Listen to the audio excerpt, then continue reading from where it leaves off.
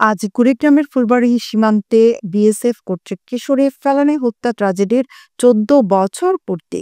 ২০১১ সালের এই দিনে ভারতীয় সীমান্তরক্ষী বাহিনীর নির্মমতার শিকার হয়ে প্রাণ হারায় ১৪ বছর বয়সী কিশোরী ফেলানী। কাঁটাতারে ৪.৫ ঘণ্টা ঝুলে থাকে তার মরদেহ। আওয়ামী শাসনামলে নারকীয় এই হত্যাকাণ্ডের বিচার হয়নি ১৪ বছরেও। অন্তর্বর্তীকালীন সরকারের কাছে বিচার চান তার পরিবার।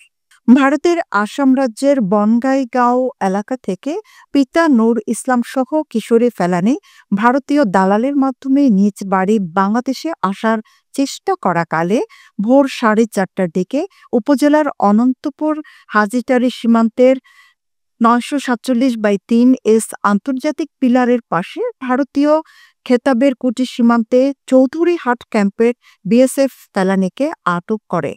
পরে পাশে থাকা একটি সর্ষে খেতে অভিযুক্ত বিএসএফ অমিয় ঘোষ সহ অন্য বিএসএফরা ফেলানীর উপর পাশবিক নির্যাতন চালায়। এই নির্যাতনে কিশোরী ফেলানী জ্ঞান হারিয়ে ফেললে পরবর্তীতে পাখি শিকারের মতো গুলি করে হত্যা করে। তার লাশ কাঁটাতারের বেড়ায় ঝুলিয়ে রাখে বিএসএফ হায়েনারা।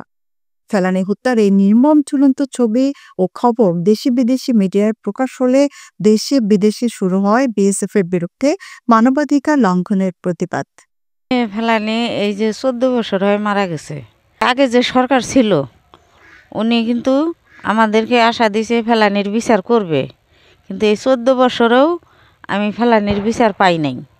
এখন যে নতুন সরকার আসছে আমি আশা করি যে আমার ফেলানীর বিচারটা যদি হয়। সীমান্তে কত মার সন্তান বুক খালি হইতেছে, কিন্তু এরকম আর ওরা মারতো না যদি ফেলানীর বিচারটা হইতো। আমাদের নতুন সরকার আসছে, উনি যেন আমার ফেলানীর বিচারটা যেন আন্তর্জাতিক আদালতে উনি যেন করে। আর এই যে আগে যে সরকার ছিল উনি তো আমাদের পরিবারের অনেক আশা দিছে, কিন্তু বাস্তবে কোনোটাই করে নাই। এখনও যে আমরা অভাব সংসার, আমরা অভাবেই আছি, তবুও কিন্তু আমরা হাল ছাড়ি নাই।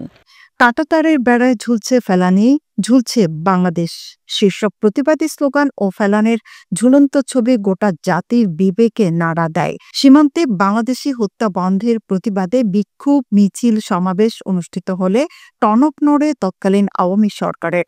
বাংলাদেশের পক্ষ থেকে ফেলানী হত্যার কড়া প্রতিবাদ জানানো হয় ভারতকে।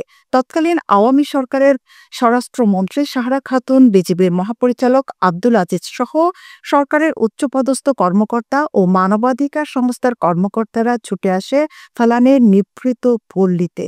ফেলানীর উপর বিএসএফের এই নির্যাতন ও নির্মম হত্যাকাণ্ডের ঘটনাটি বিশ্বে আলোচিত হয়।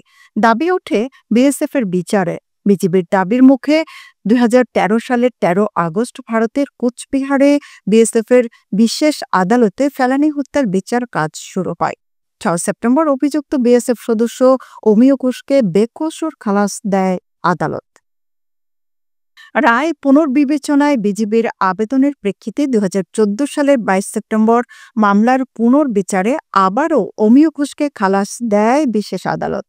ন্যায় বিচারের আশায় সর্বশেষ ফেলানীর বাবা ২০১৫ সালে ভারতের আইনজীবী অপর্ণা ভাট ও মানবাধিকার সংগঠন মাসুমের সহায়তায় ভারতের উচ্চ আদালতে রিট পিটিশন দাখিল করে। সর্বশেষ ২০২০ সালের ১৮ মার্চ মামলাটির শুনানির তারিখ নির্ধারিত হলেও আজও তার শুনানি হয়নি।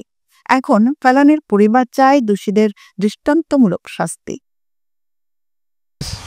আজকে ১৪ বছর হয়ে গেল, কিন্তু কোনো বিচার আসার কোনো পাইলাম না। কিভাবে যে আজকে ১৪ বছর কাঁদতে আছি, কত কষ্ট করে প্রধানগুলো পড়াশোনা করতেছি, সেখানে যে কতবার বলছি, কান জায়গাটা বলছি যে আমার মেয়ের বিচার করে দেন, কিন্তু করে দেন আসবো তো কোনো ভারতের কাছে কোনো একটা তার সাথে কোনো বৈশে একটা যে আলোচনা তাও করেন নাই।